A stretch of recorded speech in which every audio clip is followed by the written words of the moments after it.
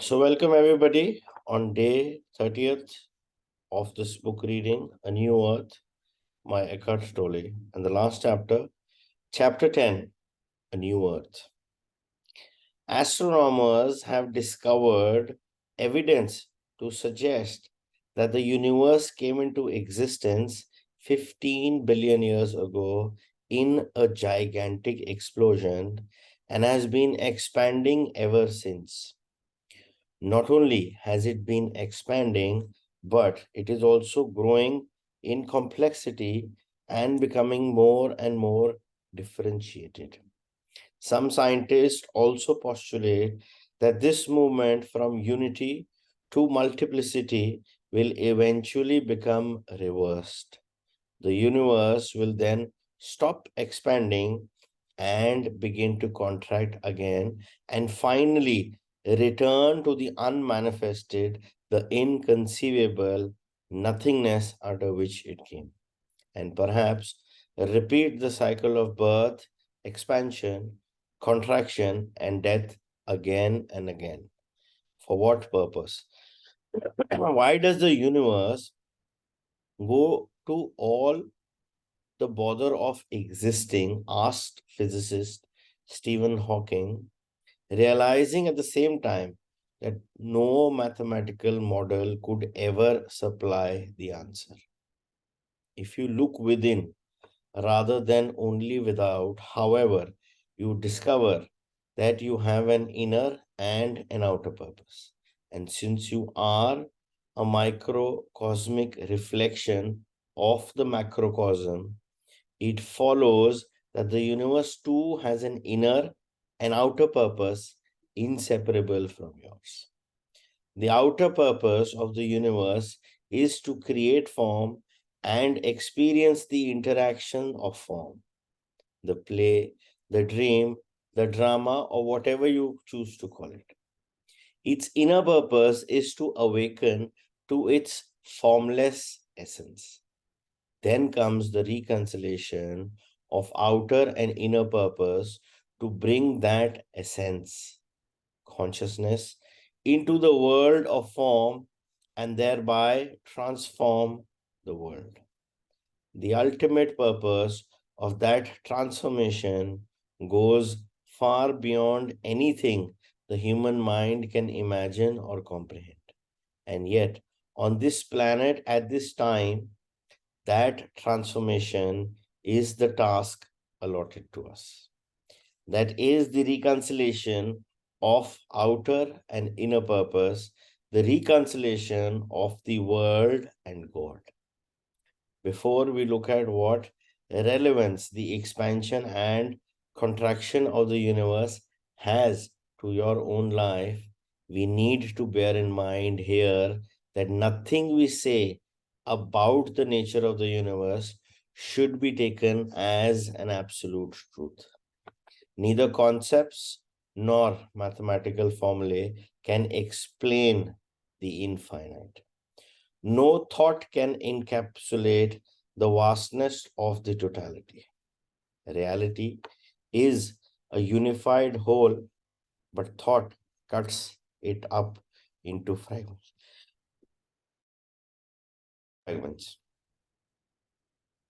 This gives rise to fundamental misperceptions. For example, that there are separate things and events, or that this is the cause of that. Every thought implies a perspective, and every perspective, by its very nature, implies limitation, which ultimately means that it is not true, at least not absolutely. Only the whole is true, but the whole cannot be spoken or thought, seen from beyond the limitations of thinking, and therefore incomprehensible to the human mind. Everything is happening now. All that ever has been or will be is now, outside of time, which is a mental construct. As an illustration of relative and absolute truth, Consider the sunrise and sunset. When we say the sun rises in the morning and sets in the evening, that is true, but only relatively. In absolute terms, it is false. Only from the limited perspective of an observer or near the planet's surface does the sun rise and set. If you are far out in space, you would see that the sun neither rises nor sets, but that it shines continuously. And yet, even after realizing that, we continue to speak about of the sunrise or sunset, still see its beauty painted. Write poems about it, even though we know that this is a relative rather than an absolute truth. So let us continue to speak for a moment of another relative truth, the coming into form of the universe and its return to the formless, which implies the limited perspective of time, and see what relevance this has to do with your own life. The notion of my own life is, of course, another limited perspective created by thought, another relative truth. There is ultimately no such thing as your life, since you, our life, are not two, but one. So when we are talking about the new earth, we are talking about the purpose, the inner and outer purpose of the universe as such, where the outer purpose is to create the form, to create individuals, but whereas the inner purpose of the universe or of this school of earth per se is to create awakened human beings who are able to get to who they actually truly are. Similarly, when as an individual, we also talked about that we also have an outer purpose as well as the inner purpose. So universe का भी similarly एक outer purpose भी है, एक inner purpose भी है, and that works in alignment because our purpose is to awaken, and the inner purpose of the universe is to create awakened state of being or awakened human beings. So they are in tandem. Outer में बड़ा कुछ हो रहा है. That's part of the drama. All the, everything that is going outside is all part of the, what is manifested from within. But whereas the inner purpose of an individual and the universe is the same. And it's very important to know the distinction between the absolute truth and the relative truth. And the sunset or sunrise is a beautiful example because from the limited perspective of what we are seeing, it looks as if the sun is setting or the sun is rising. But in reality, the sun is shining all throughout.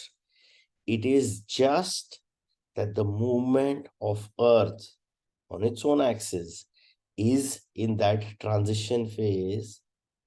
But from our limited perspective, being on planet Earth, being in the duality of what is, we see that the sun is rising and we see that the sun is setting. Whereas that is not the absolute truth. That is from a limited perspective. So in life also there will be a lot of things where it's your own limited perspective that is driving your entire, judgment, labeling and everything. Whereas it is not the absolute truth. In reality, only absolute truth of prevalent on the school of earth are the law of gravity, law of any kind of a law. That is reality, that is the absolute truth. Anything other than that, it is a relative truth because that is from a limited perspective. It's like saying, for example, I am in India right now and the sun is setting, and I call up somebody, say probably in the US, what will he say? They are both on the same planet. The sun is rising. And I'm saying, sitting from India, seeing outside my window, no, no, the sun is setting. And the other person, no, no, you don't know. Sun is rising. कौन सही है कौन गलत? It is from our limited perspective that we are not able to see the absolute truth. और ये जो sunrise sunset है, ये लाइफ के हमारे हर एक इशू में भी चल रहा होता है. Reason being that we are not able to see the other person's perspective. और हम अपने लिमिटेड पर्सपेक्टिव को या अपने ईगोइस्टिक स्टेट ऑफ माइंड के परसेप्शन को एक रियलिटी मान लेते हैं. And then we live by it. And if the other person does not align with our reality, which is a relative truth, not the absolute truth, we form a judgment. इसको तो पता ही कुछ नहीं. He doesn't know. In reality, we are living a life based on a limited perspective, which is relatively true, not the absolute truth. So wherever there is two things where there is a, difference of opinion, always consider the other's view as a different point of view. And what your point of view is also from a limited perspective, which is a relative truth, not absolute truth.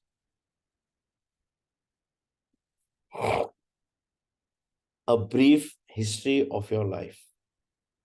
The coming into manifestation of the world, as well as its return to the unmanifested, its expansion and contraction, are two universal movements that we would call the outgoing and the return home. Those two movements are reflected through the universe in many ways, such as in the incessant expansion and contraction of your heart, as well as in the inhalation and exhalation of your breath.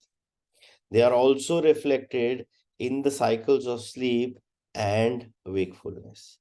Each night, without knowing it, you return to the unmanifested source of all life when you enter the stage of deep, dreamless sleep and then reemerge again in the morning replenished.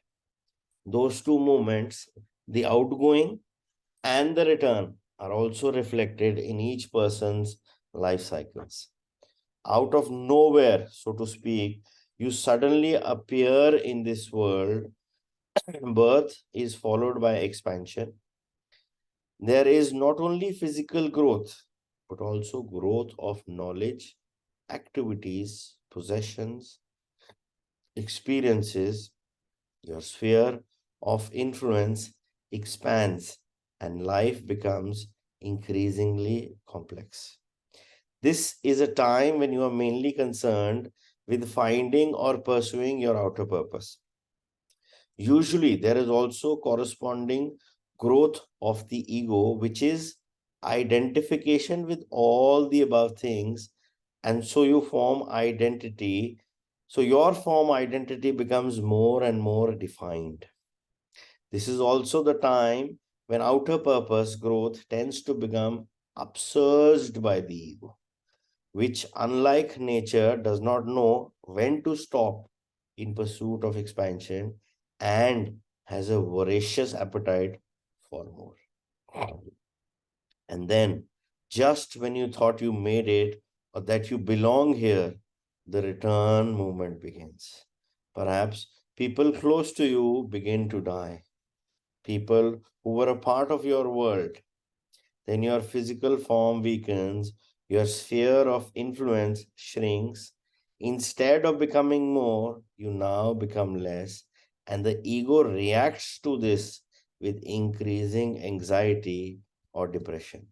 Your world is beginning to contract, and you may find you are not in control anymore. Instead of acting upon life, life now acts upon you by slowly reducing the world. The consciousness that identified with form is now experiencing the sunset, the dissolution of form. And then one day, you too disappear. Your armchair is still there, but instead of you sitting in it, there is just an empty space. You went back to where you came from just a few years ago. Each person's life, each life form, in fact, represents a world, a unique way in which the universe experiences itself. And when your form dissolves, a world comes to an end, one of countless worlds. So that's a brief history of, how things happen when you come here. It starts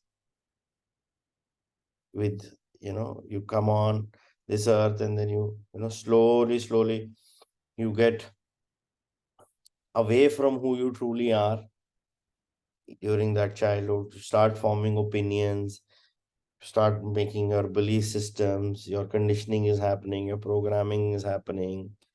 And dhire up, you get on to that form-based identity, which is object-based, outer reality-based. And slowly, the ego also, is growing with you. And the whole issue with the ego is it does not know when to stop. And by the time your time has come to exit from this body uniform, you end up in a state where you have to return back home because that's where you came from. So that's why it said earth is a school. You don't belong here. You are just here to learn certain things. You are just here for the wisdom. Your true home is somewhere else from where you came to this school to learn something. But the whole issue of being born on earth is that you feel that this is where I belong. This is my house. These are my people. And you become attached with that object, which was nothing but a means to an end, which was your outer purpose linked with your inner purpose. So that is why it has a validity, it has an expiry date, because that's part of an experience.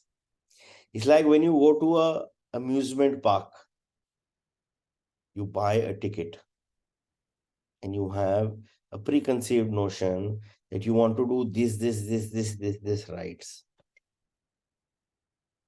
आप park में चले गए, ticket ले ली, park के अंदर enjoy कर रहे हो, and you are enjoying it so much that one ride you want to take it 5 times. कर लिया, enjoy कर लिया to the fullest, and suddenly you realized your pass expires at 7 p.m. and you have so much more to do because that is what your initial thought plan was. Do you belong to that park? No. You bought a ticket for the experience. And then you go back to where you came from. That's exactly what Earth is. It is just for an experience in a physical body with a physical mind to gain the wisdom of what is it that the soul wants to learn. Nothing more, nothing less. And once the pass expires, You have to get back home. You cannot stay in the park after the expiry of the pass. And always remember, ये जो हमने pass लिया है, that is for a particular experience we want in this park. Similarly, the life which we have on this planet Earth is a pass for a school where we have taken admission to learn something and to gain the wisdom so that we are able to go back home. That is the true reality, the absolute truth of what is as it is. Nothing more, nothing less. Awakening and the return movement. The return movement in a person's life, the weakening or dissolution of form, whether through old age, illness, disability, loss, or some kind of personal tragedy, carries great potential for spiritual awakening. The disidentification of consciousness from form. Since there is very little spiritual truth in our contemporary culture, not many people recognize this as an opportunity. So when it happens to them or to someone close to them, they think there is something dreadfully wrong, something that should not be happening. There is in our civilization a great deal of ignorance about the human condition, and the more spiritually ignorant you are, the more you suffer. For many people, particularly in the West, death is no more than an abstract concept, and so they have no idea what happens to the human form when it approaches dissolution. Most decrepit and old people are shut away in nursing homes. Dead bodies, which in some other older cultures are an open display for all to see, are hidden away. Try to see a dead body, and you will find that it is virtually illegal, except if the deceased is a close family member. In funeral homes, they even apply makeup to the face. You are only allowed to see a sanitized version of death. Since death is only an abstract concept to them, most people are totally unprepared for the dissolution of form that awaits them. When it approaches, there is shock, incomprehension, despair, and great fear. Nothing makes sense anymore because all the meaning and purpose that life had for them was associated with accumulating, succeeding, building, protecting, and sense gratification. It was associated with the outward movement and identification with form, and that is to say, ego. Most people cannot conceive of any meaning when their life, their world is being demolished, and yet potentially there is even deeper meaning here than in the outward movement. It is precisely through the onset of old age, through loss or personal tragedy, that the spiritual dimension would traditionally come into people's life. This is to say, their inner purpose would emerge only as their outer purpose collapsed and the shell of the ego would begin to crack open. Such events represent the beginning of the return movement toward the dissolution of form. In most ancient cultures, there must have been an intuitive understanding of this process, which is why old people were respected and revered. They were the repositories of wisdom and provided the dimension of depth without which no civilization can survive for long. In our civilization, which is totally identified with the outer and ignorant of the inner dimension of spirit, the word old has mainly negative connotations. It equals useless, and so we regard it as almost an insult to refer to someone as old. To avoid the word, we would use euphemisms such as elderly and senior. The First Nations grandmother is a figure of great dignity. Today's granny is at best cute, which is why is old considered useless? Because in old age, the emphasis shifts from doing to being. And our civilization, which is lost in doing, knows nothing of being. It asks, being, what do you do with it? In some people, the outward movement of growth and expansion gets severely disrupted by a seemingly premature onset of the return movement, the dissolving of form. In some cases, it is a temporary disruption, in others, a permanent one. We believe that a young child should not have to face death, but the fact is that some children do have to face the death of one or both parents through illness or accident, or even the possibility of their own death. Some children are born with disabilities that severely restrict the natural expansion of their lives. Of some severe limitation comes into person's life at a relatively young age. The disruption of the outward movement at a time when it is not meant to be happening can also potentially bring forth an early spiritual awakening in a person.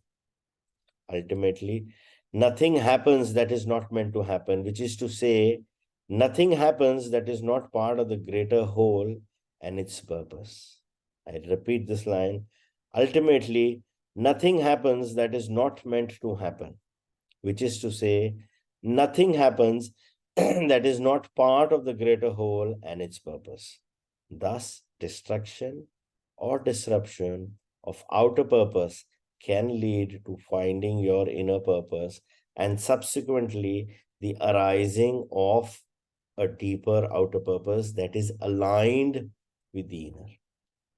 Children who have suffered greatly often grow into young adults who are matured beyond their years.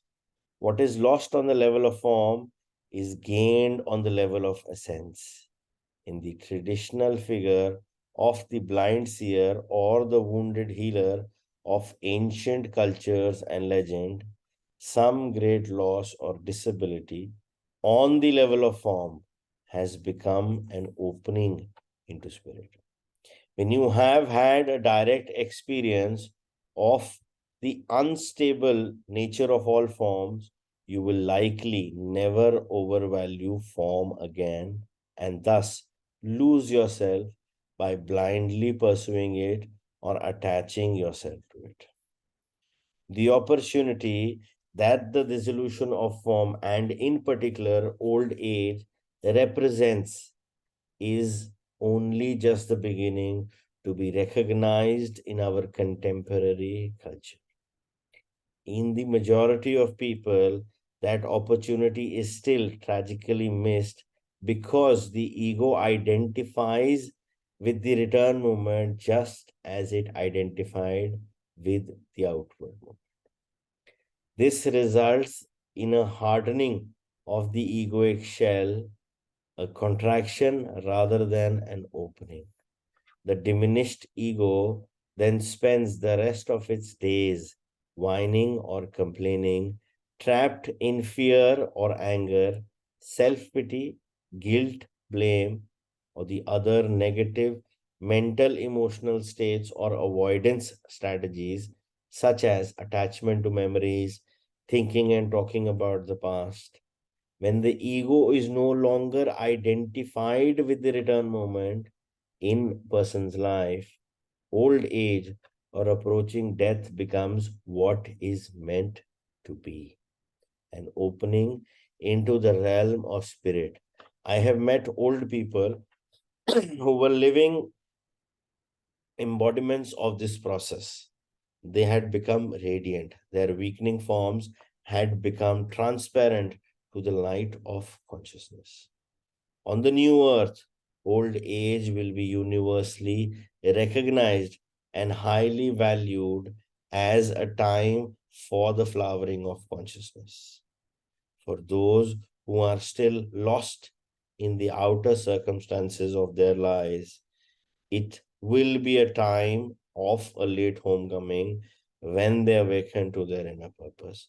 For many others, it will represent an intensification and culmination of the awakening process.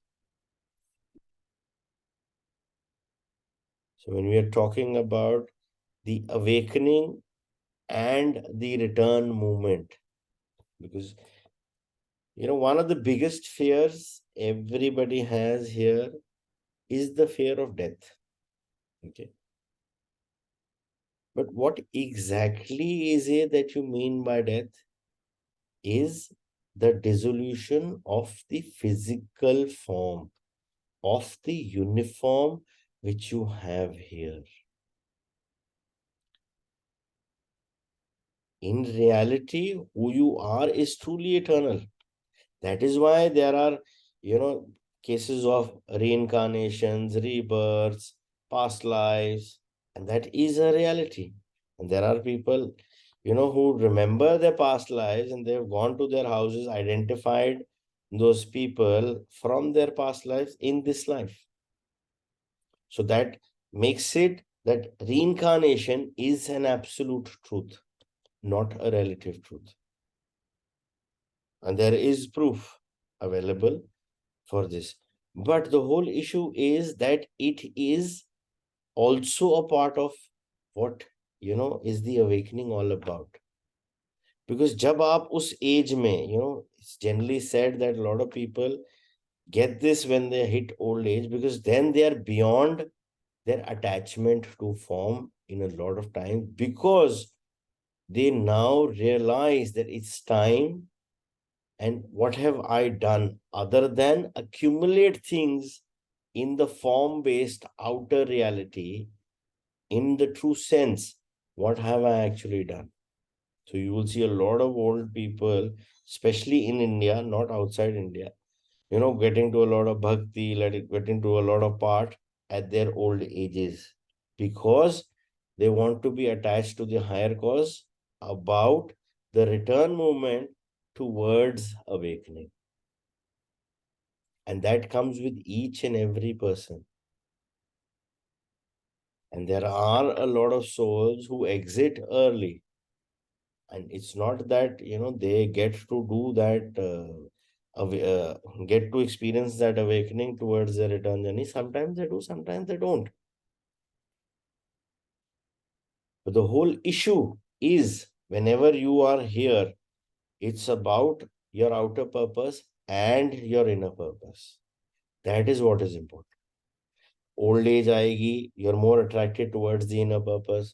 You start inner reflection, and you try to get disassociated from the form based life or from the object based life. But whereas in the youth, everything is about accumulating.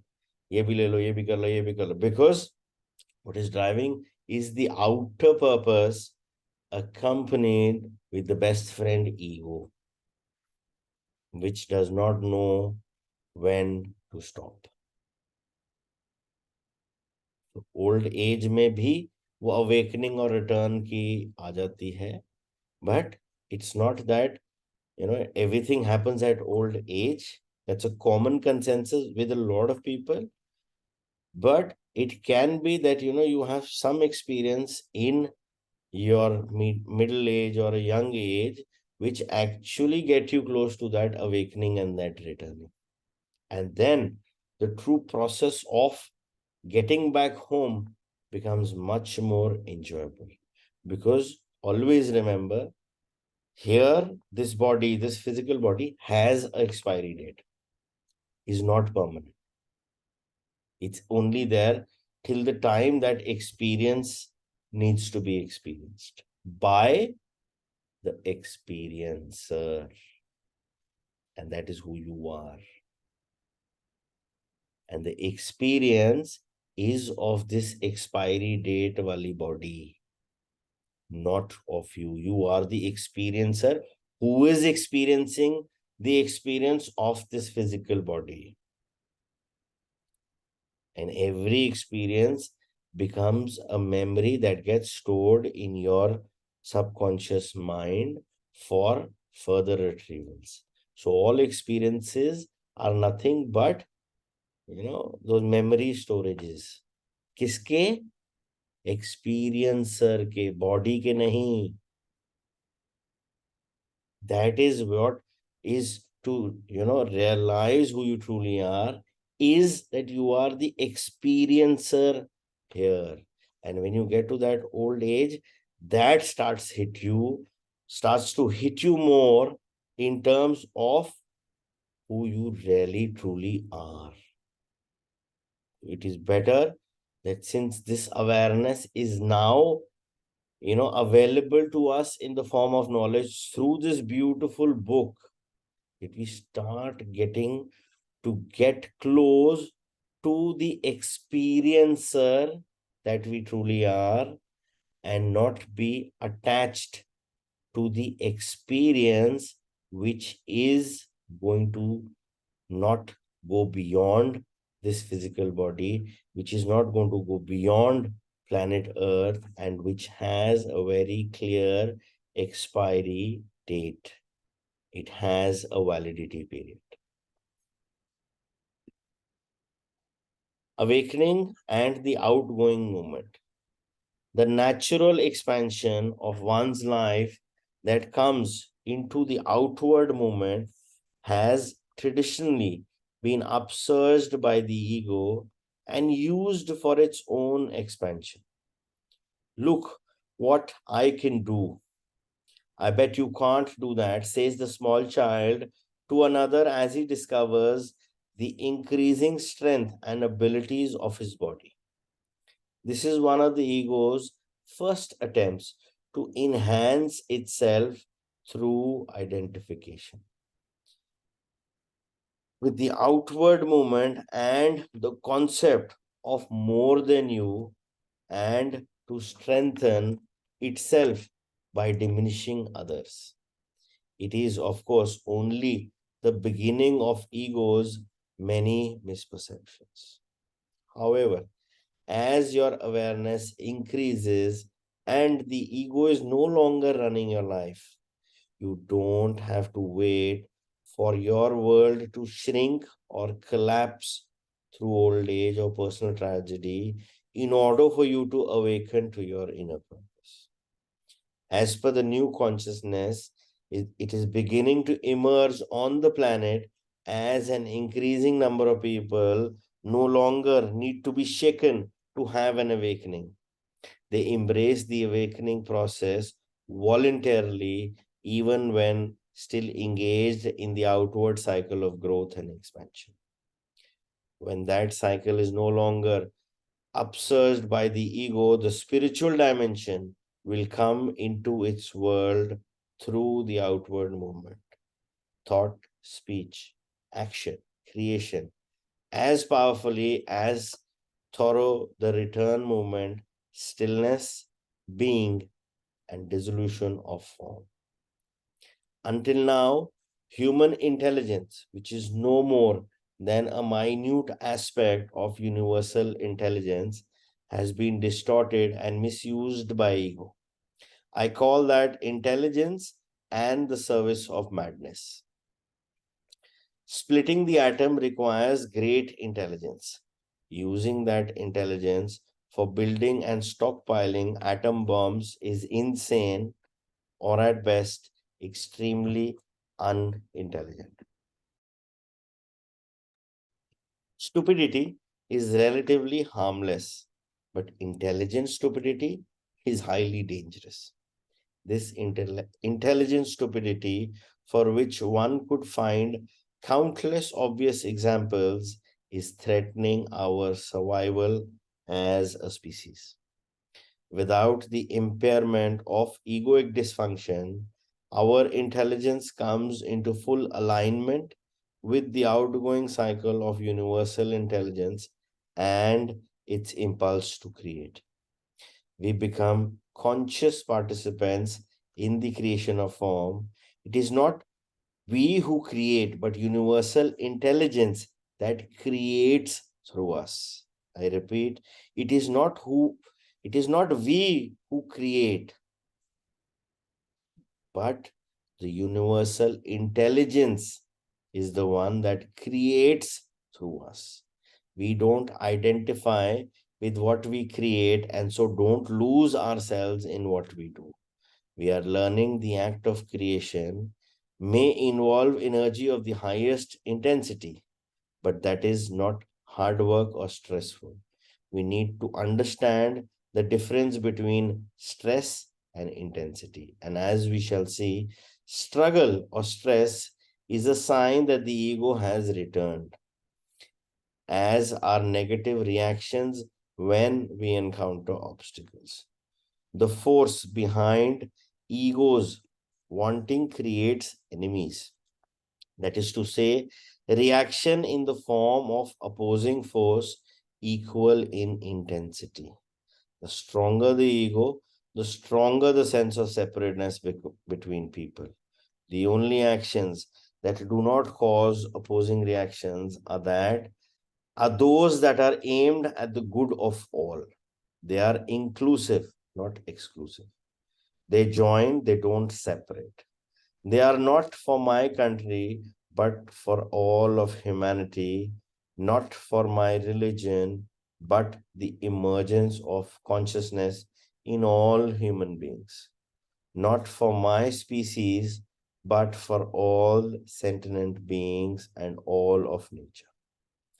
We are also learning that action, although necessary, is only a secondary factor in manifesting our external reality. The primary factor in creation is consciousness. No matter how active we are, how much effort we make, our state of consciousness creates our world. And if there is no change on that inner level, no amount of action will make any difference. We would only recreate modified versions of the same world again and again. A world that is an external reflection of the ego. So when we are talking about the new earth and the awakening, it's not necessary that we will have to go through those life-threatening experiences in order to get that awakening experiences. It is just a realization of the shift that is happening actually currently, that all these things are now in everybody's awareness. And if you see in the last 3 or 4 years post COVID, everybody is talking about spirituality. Everybody is talking about healing. Everybody is, nearly talking about alternative healing modalities, because we are in that part of that ascension where these things matter, and that is the new earth. Similarly, there will be other people who are not part of that ascension and who are still in their old primitive ways of the old earth. So, it's like a contrast that is happening right now. And there are both kinds of people. It is only that you are in that kind or category of the new earth that you are attracting all these different, similar experiences, similar kind of people into your own lives. And that's the basis of this new earth, where it's not being driven by a materialistic experience, but by a holistic experience, when you want to experience the whole. And it's very interesting to note, any kind of a holistic experience involves the body, the mind, and the soul. Whereas The old school, all experiences were only of the body and mind. It's only when you add that essence of the soul of who you truly are that your experiences then become holistic, driven towards that awakening, driven towards the being of whole, and moving from that doing phase towards the being. So moving from the statement that I am doing this and, getting the pride and the ego associated with it, moving from that state to this is being done through me. And what is flowing through me is universal intelligence, where everything that I am doing is being done through me. And I am not being identified as a doer and then eventually feeding my ego in that whole process and expanding the ego in the whole process. Consciousness. Consciousness is already conscious. It is the unmanifested, the eternal, the universe. However, is only gradually becoming conscious. Consciousness itself is timeless and therefore does not evolve. It was never born and does not die. When consciousness becomes the manifested universe, it appears to be subject to time and to undergo an evolutionary process. No human mind is capable of comprehending fully the reason for this process, but we can glimpse it within ourselves and become a conscious participant in it. Consciousness is the intelligence, the organizing principle behind the arising of form. Consciousness has been preparing forms for millions of years so that it can express itself through them in the unmanifested. Although the unmanifested realm of pure consciousness could be considered another dimension, it is not separate from this dimension of form. Form and formlessness interpenetrate. The unmanifested flows into this dimension as awareness, inner space, presence. How does it do that? Through the human form that becomes conscious and thus fulfills its destiny. The human form was created for this higher purpose, and millions of other forms prepared the ground for it. Consciousness incarnates into manifested dimension, that is to say, it becomes form. And when it does so, it enters a dreamlike state. Intelligence dreams, but consciousness becomes unconscious of itself. It loses itself in form, becomes identified with form.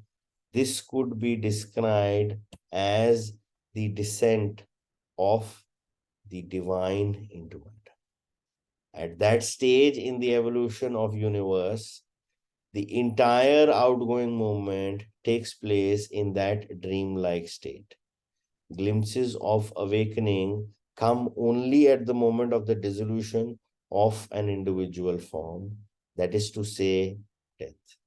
And then begins the next incarnation, the next identification with form, the next individual dream that is part of the collective dream. When the lion tears apart the body of the zebra, the consciousness that incarnated into the zebra form detaches itself from the dissolving form and for a brief moment awakens to its essential immortal nature as consciousness, and then immediately falls back into sleep and reincarnates into another form. And the lion becomes old and cannot hunt anymore. As it draws its last breath, there is again the briefest of glimpse of an awakening followed by another dream of form. On our planet, the human ego represents the final stage of universal sleep, the identification of consciousness with form. It was a necessary stage in the evolution of consciousness. The human brain is a highly differentiated form through which consciousness enters this dimension. It contains approximately 100 billion nerve cells called neurons, but the same number as there are stars in our galaxy, which could be seen as a microcosmic brain. The brain does not create consciousness, but consciousness created the brain, the most complex physical form on earth, for its expression. When the brain gets damaged, it does not mean you lose consciousness. It means consciousness can no longer use that form to enter this dimension. You cannot lose consciousness because it is, in essence, who you are. You can only lose something that you have, but you cannot lose something that you are.